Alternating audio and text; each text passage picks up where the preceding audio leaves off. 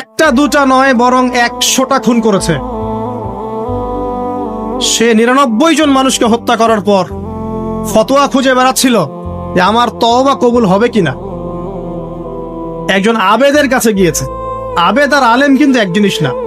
আবেদ মানে যে প্রচুর ইবাদত করে, তার জ্ঞান কম, সে শুধু জানে কিভাবে ইবাদত করতে হয়। আলেম হচ্ছে সে যে শরীয়তের গভীর জ্ঞান জানে, আবার ইবাদতও করে।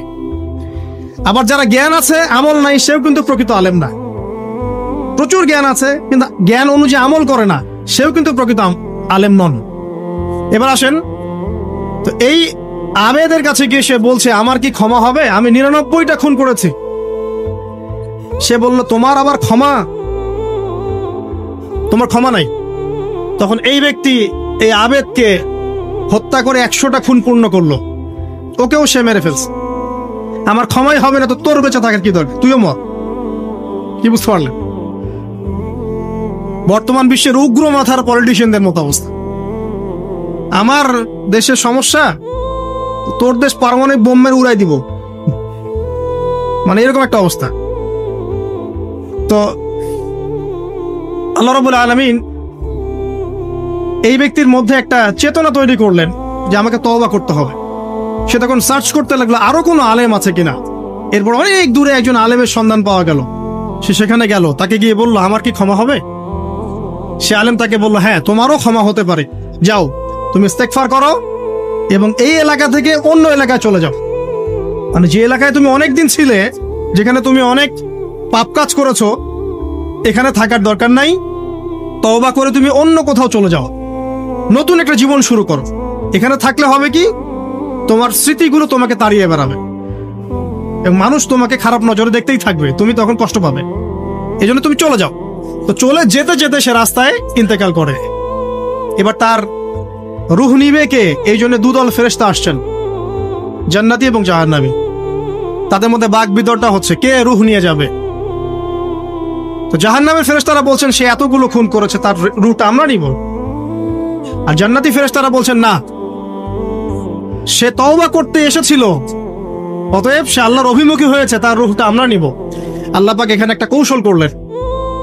আল্লাহ পাক ফেরেশতাদেরকে বললেন তোমরা রাস্তাটাকে পরিমাপ করে দেখো, যেদিকে যাচ্ছিল তার পরিমাপ বেশি নাকি যেখান থেকে এসেছে ওর পরিমাণ বেশি।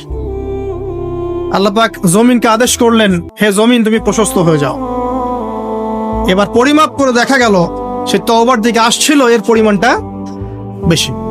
এই একটা কাজের ওসিলা আল্লাহ পাক তাকে মাফ করে দিলেন। মনে রাখবেন এটা মৌখিক বিষয় ছিল না, সে মন থেকে ভিতর থেকে কিন্তু সে আল্লাহর প্রতি অনুগত হয়েছিল।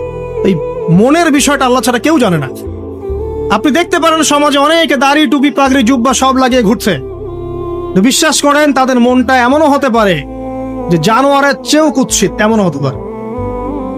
আবার আপনি দেখবেন সমাজে এমন অনেক মানুষ ঘুরছে যারা হয়তো অনেক পাপে লিপ্ত মনে হচ্ছে, কিন্তু মনের মধ্যে সততা আছে। আর যার মনের মধ্যে সততা আছে, আল্লাহ পাক কোনো না কোনো দিন ইনশাআল্লাহ তাকে হেদায়েত দিবে। এটা আমরা আমাদের অভিজ্ঞতা থেকেও দেখেছি। এমন অনেক মানুষকে আমরা দেখেছি যে ড্রাগ অ্যাডিক্টেড ছিল, মিউজিক করেছে, হারাম সম্পর্কের মধ্যে ছিল, নামাজ ঠিক মতো পড়ে নাই, কিন্তু যখনই আল্লাহর কথা আলোচনা হতো দেখতাম সে খুবই শান্তভাবে মন থেকে কথা শুনছে। এই কথা শুনতে শুনতে শুনতে একদিন মাশাআল্লাহ এখন দেখবেন যে চিল্লা দিয়ে বেড়াচ্ছে বিভিন্ন মসজিদে। আল্লাহ হেদায়েত দিয়েছে, সব ছেড়ে দিয়েছে। এরকম মানুষের অভাব নাই কিন্তু সমাজে। তো এখানে আল্লাহ পাকের রহমত বা দয়ার একটা উজ্জ্বল দৃষ্টান্ত দেখতে পারবেন। ঠিক এরকম আরো একটা ঘটনা আছে বনু ইসরাইলের। এক ব্যক্তি এত পাপ করেছে যে শেষে মৃত্যুর সময় সে সন্তানদেরকে ডাকছে, ডেকে বলছে যে আমি যখন মারা যাব আমার লাশটাকে তোমরা কবর দিও না, যদি আল্লাহ পাক আমাকে ধরতে পারেন তাহলে খবর আছে আমার। কি করতে হবে? সে বলছে যে আমার দেহটাকে তোমরা পুড়িয়ে ফেল এবং পুড়িয়ে ফেলার পরে ছাইগুলোকে একত্রিত করবা, করে অর্ধেক ছাই সমুদ্রে ভাসিয়ে দিবা, অর্ধেক ছাই বাতাসে উড়িয়ে দিবা। সন্তানরা তাই করলো। মৃত্যুর পর আল্লাহ পাক এই সমুদ্র এবং জমিনকে বাতাসকে আদেশ করলেন যে তোমরা ছাই জড়ো করে দাও। আর মানুষ আর জিন আল্লাহর কথা না শুনলেও এই প্রকৃতি আল্লাহ পাকের কথা শোনে। বিজ্ঞান বলে প্রকৃতি থেকে সব হচ্ছে, কি প্রকৃতি? প্রকৃতি কি, কাকে বলে? মানুষকে আল্লাহর ইবাদতকে বাদ দিয়ে প্রকৃতি পূজায় নিয়ে গেছে। এই পুরো প্রকৃতি আর মহাবিশ্ব এক আল্লাহর ইবাদত করে। কে সৃষ্টি করলো প্রকৃতি? প্রাকৃতিক ভাবে হয়েছে সবকিছু বলে, আল্লাহ থেকে হয়েছে বলা যাবে না। বললে আপনি মৌলবাদী হয়ে যাবেন। আল্লাহ শব্দ ইউজ করলে আপনি মৌলবাদী হয়ে যাবেন। ধর্মতাত্ত্বিক শব্দগুলোকে আস্তে আস্তে উঠিয়ে দেওয়া হয়েছে। দেখবেন যুক্তি, বিজ্ঞান, দার্শনিক শব্দগুলোকে আনা হয়েছে। এটাও টেকনিক্যালি করা হয়েছে। কোন সেকুলার মিডিয়াতে আপনি দেখবেন না ইনশাআল্লাহ বলছে।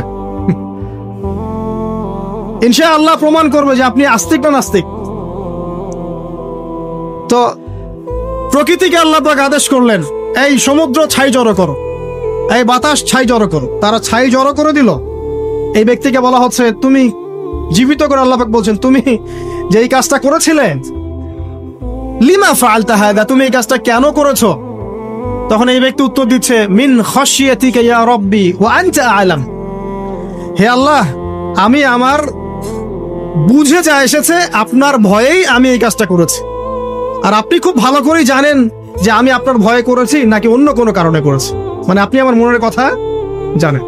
আল্লাহ পাক তাকে মাফ করে দিন।